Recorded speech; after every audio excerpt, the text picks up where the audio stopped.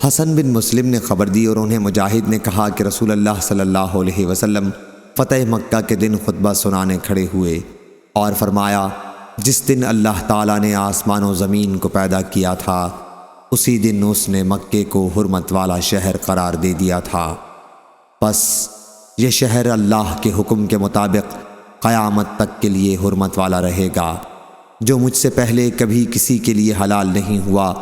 اور نہ میرے بعد کسی کے لیے حلال ہوگا، اور میرے لیے بھی صرف ایک گھڑی کے لیے حلال ہوا تھا،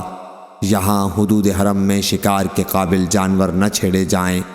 یہاں کے کانٹے دار درخت نہ کاٹے جائیں، نہ یہاں کی گھاس اکھاڑی جائے، اور یہاں پر گری پڑی چیز اس شخص کے سوا جو اعلان کرنے کا ارادہ رکھتا ہو اور کسی کے لیے اٹھانی جائز نہیں۔ اس پر حضرت عباس بن عبد المطلب رضی اللہ عنہ نے کہا، یا رسول اللہ، اذخر گھاس کی اجازت دیجیے، کیونکہ سناروں کے لیے اور مکانات کی تعمیر وغیرہ کے لیے یہ ضروری ہے۔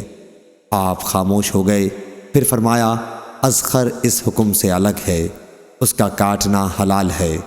دوسری روایت ابن جرید سے اسی سند سے ایسی ہی ہے، انہوں نے عبد الکریم بن مالک سے، انہوں نے اکرمہ سے، انہوں نے ابن عباس سے، اور ابو ہریرہ رضی اللہ عنہ نے بھی حضرت صلی اللہ علیہ وسلم سے ایسی ہی روایت کی ہے۔ صحیح بخاری حدیث نمبر 4313۔